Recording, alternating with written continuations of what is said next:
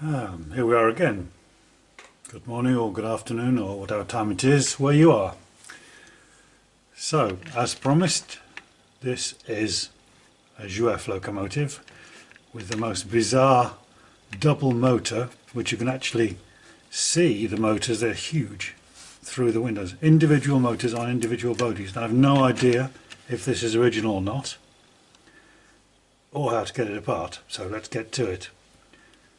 The only thing I can see is two, there and there, screwable things with a slot in.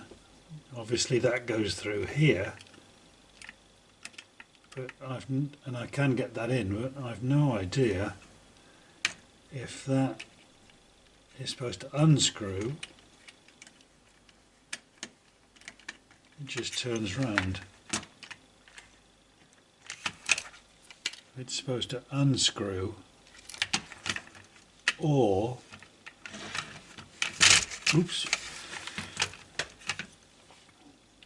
screw. Sometimes, as I recall, some of them you have to screw them up, unless of course it's to get the... It's not doing anything. It's not going up or down, it's just turning round and round.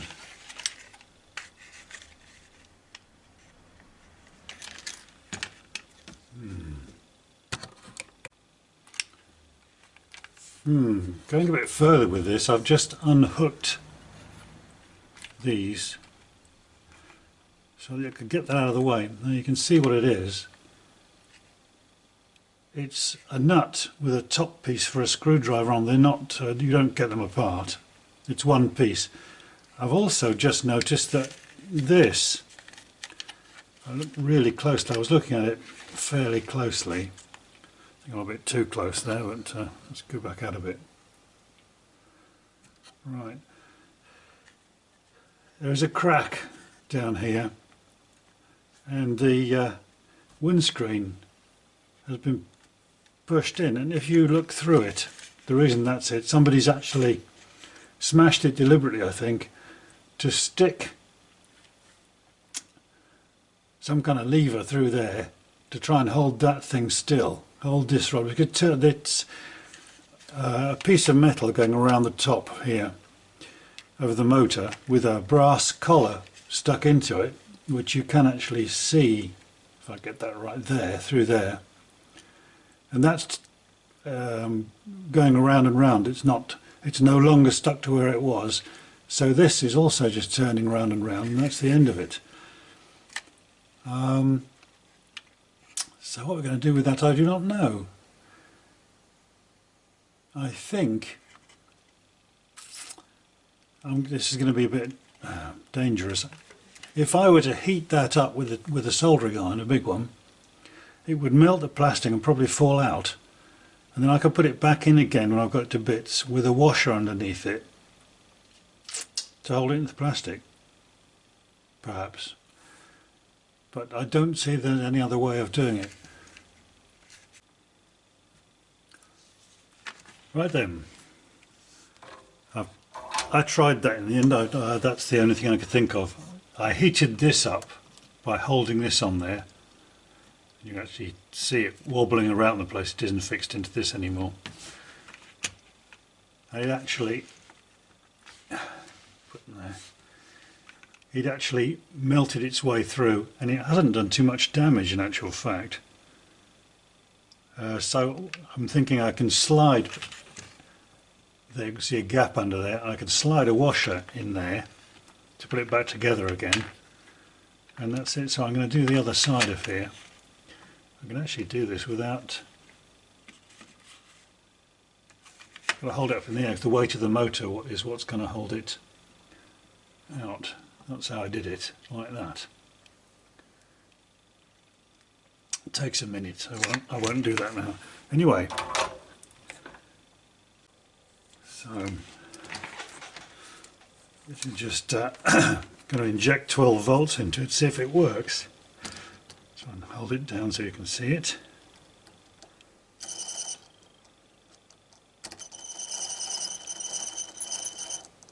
Well, it does, but it's very stiff.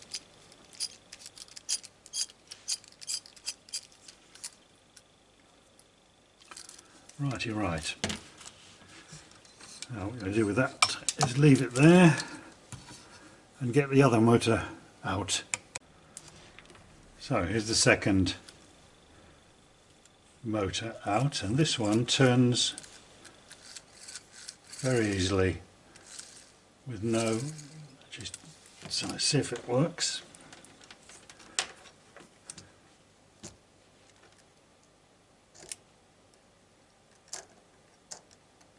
Oh, there's something in its contacts. So these two,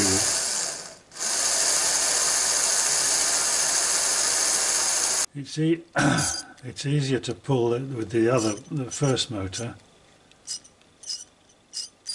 That on the motor itself, it's quite. On these ones, it doesn't want to go at all. Whereas on the second one I've pulled out, it's quite easy to turn. So I think we'll just take the most difficult one. You can see where this thing here is no longer attached to that. Anyway, we'll look at that later. That's the one that turns easily. It's actually rolling on the, and this one doesn't. So let's have this thing, the bottom off there.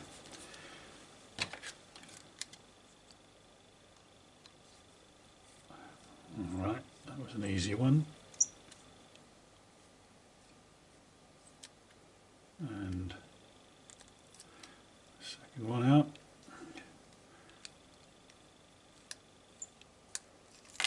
That's it. Don't want that.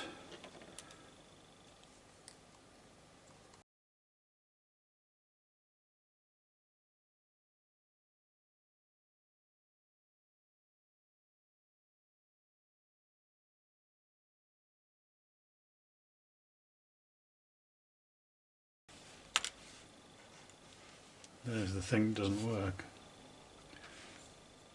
Oh, good grief, it's soldered. It's soldered into the, see it there? And the solder has just broken. Oh, I can solder that back, that's easy. But I bet it doesn't hold. I bet I can't get it off either. Oh, and that's exactly the same. That's the same motor with only one. There's the connections to the motor.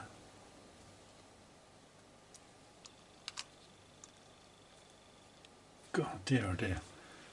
Let's zoom back in on this one. I'll put the motor down for a minute so you can see what I can see there. You should be able to, I think, there to see enough crap.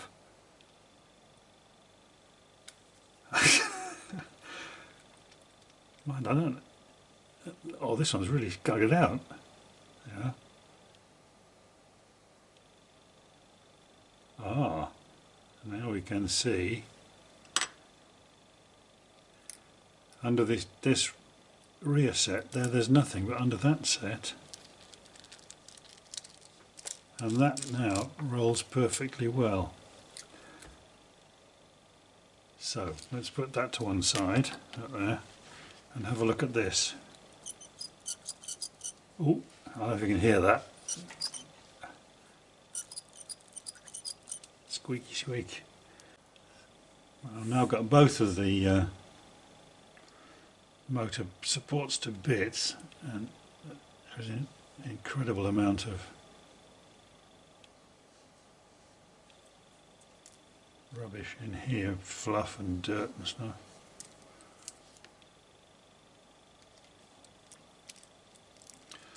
Surprisingly, all the gears seem to be good. Just got a motor problem with the. There we have it. It looks all right. The actual pickups are here. They're not too bad. When I took this one off, I could feel the spring loaded. Oops, but not so much with this one. I've just resoldered both of these, and the other one has actually come off. So that's now fixed, and when I do the second one here, this will come to bits. Like, without re-breaking that. Yes, it has.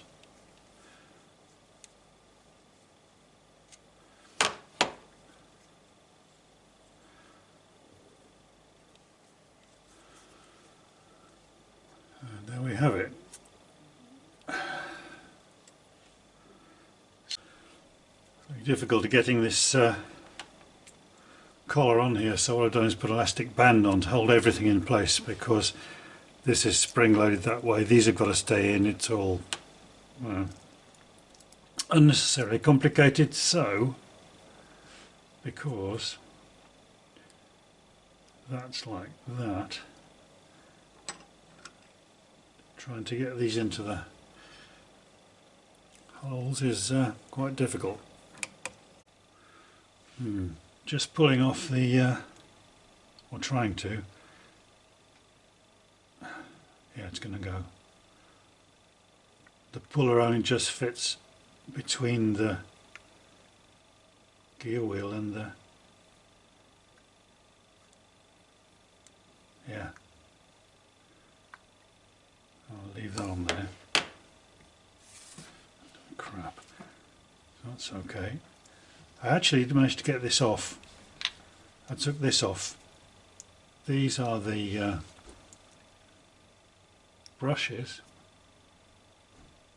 which are filthy.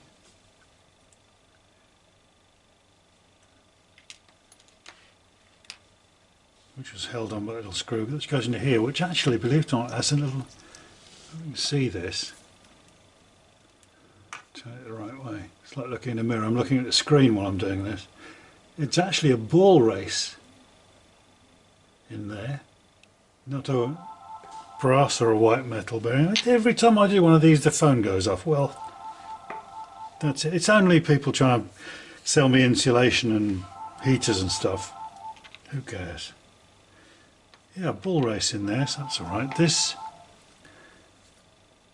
of course, can now theoretically come out. Oh, no, it can't. Now, what's holding that in then? Don't want to break it.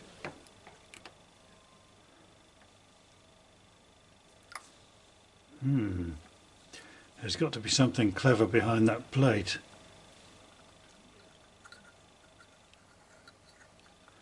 I can only assume that that's the bit that's...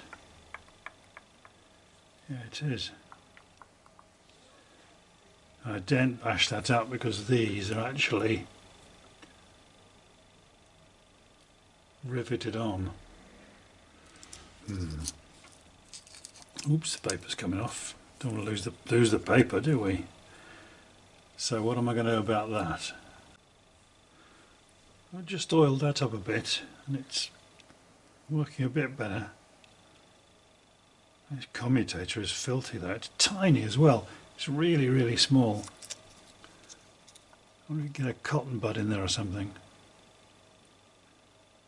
One.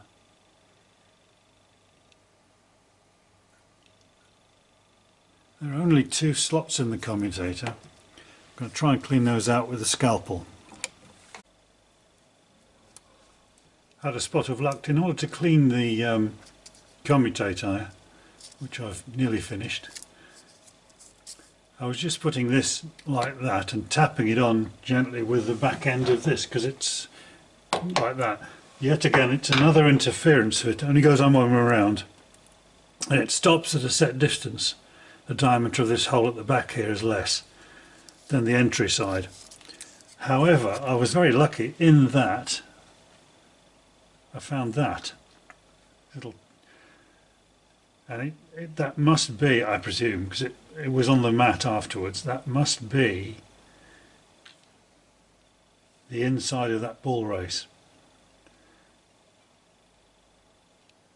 So I've got to put this back on there somehow, and I've got to put it in the right direction, because as with the other one, which had a plastic bit which is broken off, that is the top hole and that the bottom hole on this. That keys into there like that. So this has obviously got to be the top. And I think I'm going to mark that. We're going to call that the top. There. That's going to be the top. So if that's the top, with that, I've got to go on this way. Can I get it on is the question. That goes in there. I don't think I've got that. Yes. Now then, is that? Aha! Yes, it is. Next problem, of course, how this paper is determined to come off. So off you come. I'll put you back later. The problem now is, of course, how the hell am I going to bend those little tiny bits of metal in there? Because they probably had a tool of some kind to do it with. I can't put it on there and bash it down. I could put it in a vise, I suppose. And getting this back on, this transparent piece, was pretty bad. But it's running like the other one now.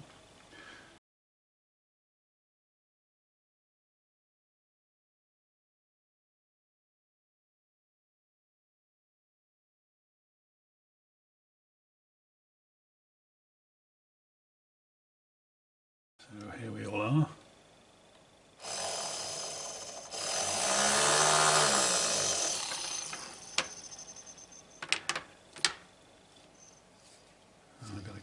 I should have possibly put some grease in there, you know. That was probably an error, but I'm not taking it off because bending that metal is going to break something. Let's just have a bit of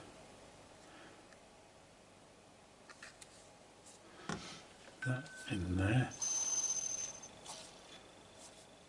It makes a noise in one direction.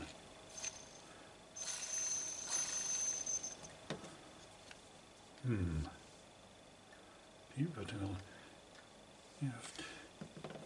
Remember the old Triang, was it XO3 motors? They used to have a felt pad in there that held the oil. That was very nice, because you could service them up quite nicely.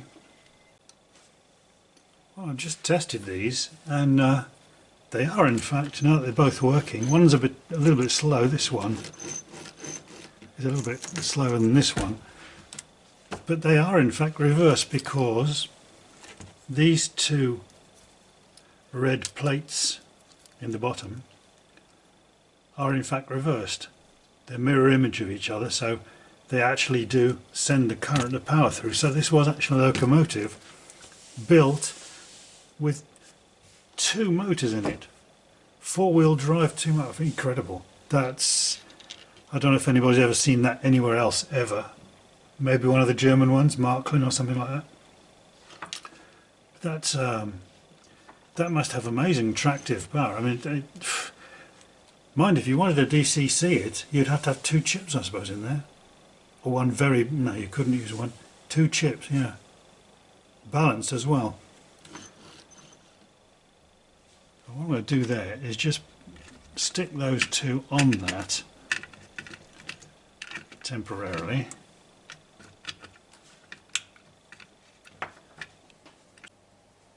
Here we are. Will it work?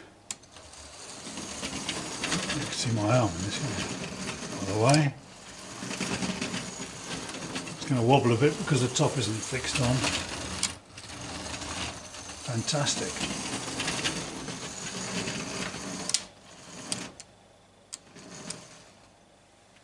Fantastic. Well, there you have it. Let's go back to the putting it back together system and clean it up. Back. It's a bit wet. I don't know if you can see that, but it's a lot cleaner than it was. But I can't get under there. So what I'm going to do is actually remove these things. They're just folded under.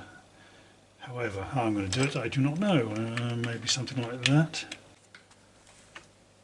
So, to finish up this one a bit, I've cleaned this up as best I can. What I'm going to do is glue that in, try and get something behind that broken window, make it look a bit better. We'll see. Or cut it out completely. Make it look as if the guy had a window open. Maybe I'll do that.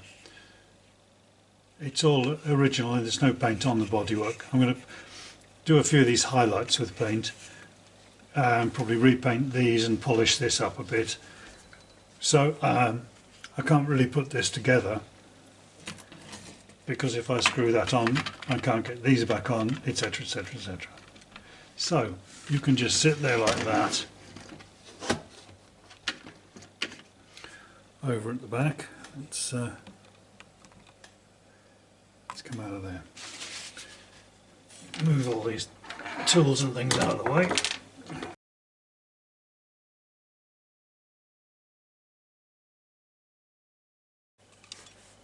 Here is then the third of my little €20 buys.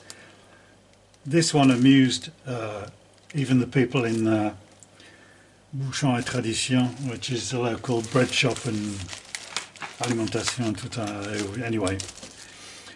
And they were amazed because it's obviously some kind of fruit container, and it actually came from a municipal tip, I presume legally.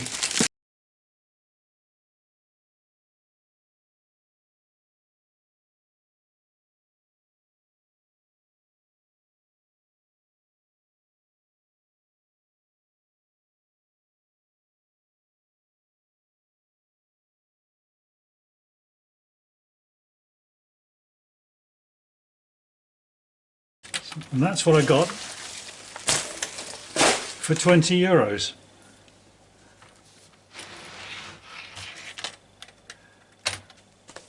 I have no idea if that's going to work or not, but we'll see next time. Thank you for watching. I hope you enjoyed it. If not, just stick a not like underneath it, you know. It doesn't matter much. It's good. Apparently it says good for the algorithm. I haven't got any algorithm, so won't do me any harm either way. Thanks for watching, as I say. Hope to see you again next time, and goodbye.